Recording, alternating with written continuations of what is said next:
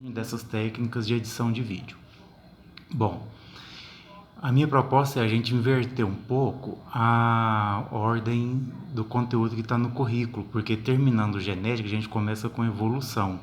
Evolução é um bate-papo mais tranquilo para a gente estabelecer dessa forma por vídeo, né?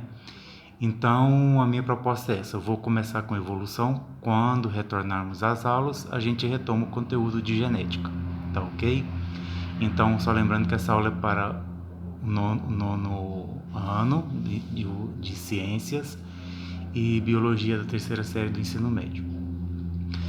Bom, como nossa primeira conversa sobre evolução, vamos fazer um diálogo mais tranquilo, né? Eu vou propor 3 perguntas para vocês, a gente vai trabalhar em cima dessas perguntas.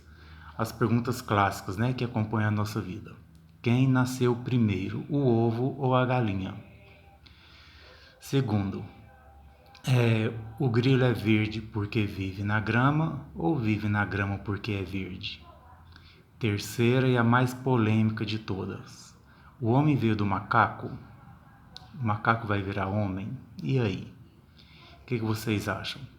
Bom, vou trabalhar essas 3, né? Todas essas perguntas, elas aparecem em nossas vidas, né? De uma forma do senso comum, né? Até em forma de brincadeira às vezes.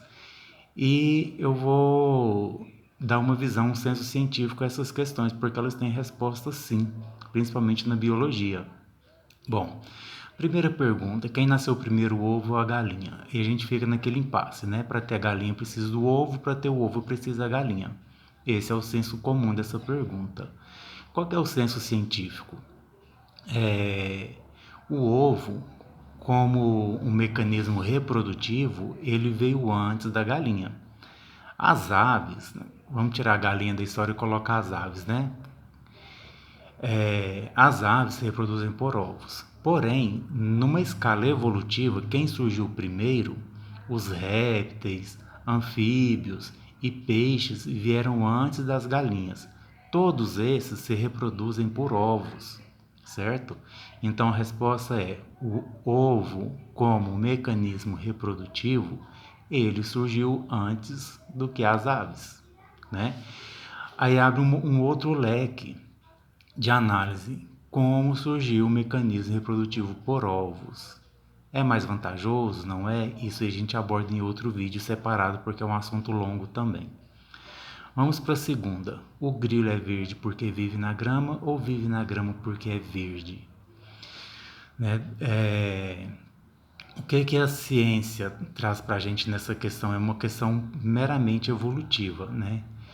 Grilo, existem grilos de várias cores, marrom, preto e o verde. Popularmente aqui na nossa região a gente chama de esperança, né? Ele tem, né, o específico, o verdinho específico, ele tem um corpo. Se você for olhar o corpo dele, né, imaginar o corpo dele, ele tem o formato de uma folha compridinha. E aquelas perninhas fininhas têm formato de graveto. Então ele, escondido no meio da grama, ele consegue se camuflar e não ser percebido pelos seus predadores. Se ele não vai ser predado, se ele não vai servir de alimento para nenhum outro animal, ele consegue ter um tempo maior de vida e consegue se reproduzir com mais eficiência e encontrar alimento, abrigo e tudo mais que ele precisa, né? Então, o grilo, por ser verde naturalmente, ele se camufla melhor na grama naturalmente verde. E ele prefere esse lugar então porque é onde ele tem sucesso de vida, onde ele tem sucesso reprodutivo. O grilo marrom vai viver talvez no tronco de uma árvore, né? Não que você não vai encontrar ele numa grama. A gente não pode colocar as coisas tão fechadas assim, né? É só uma análise para a gente poder entender como que a evolução atua, né? Então, se o ambiente é favorável àquela espécie, ele vai ter mais sucesso ali naquele lugar, né? Bom, e a última e mais polêmica de todas, o homem veio do macaco? Bom, vou falar uma coisa para vocês. Nós nunca deixamos de ser macacos. Nós somos primatas, como qualquer outro primata, nossos irmãos. Na classificação taxonômica, Se você fizer a classificação taxonômica de um ser humano, quando você encaixa ele em reino, filo, classe, ordem, gênero, família, espécie, a gente vai ver que nosso grau de parentesco nesses segmentos aí, com os demais primatas, é muito próximo, certo? Todos nós somos primatas, somos mamíferos, temos muito mais semelhanças do que diferenças. Geneticamente, nós compartilhamos aí em torno de 98% de genes idênticos. Somente 2% de genes diferentes faz toda a diferença que nós temos dos nossos irmãos, os demais primatas, né? Nosso esqueleto ele é idêntico ao esqueleto de um primata no sentido de composição de ossos, de número de ossos, né? O formato talvez pode ser um pouco diferente, porque, por exemplo, os primatas têm um braço mais alongado e umas pernas mais curvas, mas os ossos são os mesmos, né? Estão presentes, que tem na gente, tem neles também. A quantidade de pelo que temos no corpo também é a mesma, não sei quem contou pelo de macaco, mas a presença de pelo no corpo ela é a mesma. A única diferença nossa para os primatas, para os demais macacos, é que o pelo deles é mais grosso, mais espesso, né, escuro, né, preto.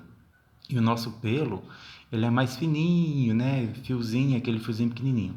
Então, homem, mulher e macaco têm a mesma quantidade de pelo no corpo. O homem desenvolve um pouquinho mais, né, a sua pelagem por questões hormonais, e a mulher continua aquele pelo fininho, loirinho, quase que imperceptível. Mas todos nós temos a mesma quantidade. A posição dos ossos, a posição dos olhos no rosto, ela é a mesma, segue a mesma posição, né?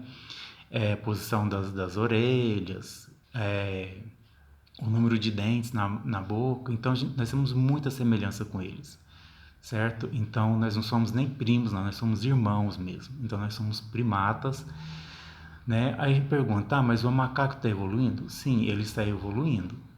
Mas nós temos algumas diferenças, né? Esses 2% de genes diferentes que a gente acha tão pouco, mas fez toda essa diferença que nós temos, né? Como que a gente saiu então desse estado de seres selvagens e construímos impérios, reinos, sociedade, tecnologia, né? A ciência ainda é muito meio nebulosa nesse sentido aí para saber como que a gente evoluiu nessa parte, mas tem algumas explicações que eu vou abordar em outros vídeos futuros, porque é um assunto muito complexo e muito longo. Hoje foi só para dar uma introdução para vocês terem noção do que é o estudo da evolução, o que ele traz para a gente. Bom, tem algumas teorias que falam, por exemplo, que nós temos o polegar, né, esse dedo aqui, ó, opositor aos demais dedos, a gente consegue fazer a pinça anatômica, coisa que os macacos não fazem. Tudo que eles vão pegar, eles pegam assim, a gente pega assim. Essa pinça anatômica, ela nos permitiu construir ferramentas, desenvolver articulação motora fina, né? E mas eu penso, bom, mas os macacos têm os pés preenses. O que é isso? Ele pega o pezinho dele, ele vai num galho de árvore, ele consegue fazer isso com os pés. E nós não conseguimos. Então por que ele não desenvolveu também, né? Bom, aí existem várias teorias que eu vou abordar em outros vídeos, tá bom?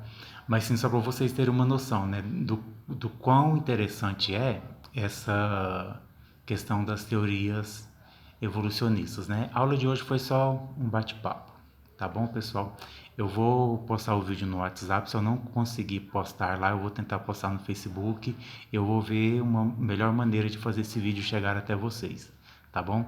Não tem nenhuma atividade física, não tem nenhuma atividade avaliativa para essa aula de hoje, mas quem tiver alguma dúvida, me manda um áudio no meu WhatsApp privado, tá bom? Coloca o seu nome, né? Eu sou fulano de tal, minha dúvida é tal, tal, tal, tá bom? Muito obrigado.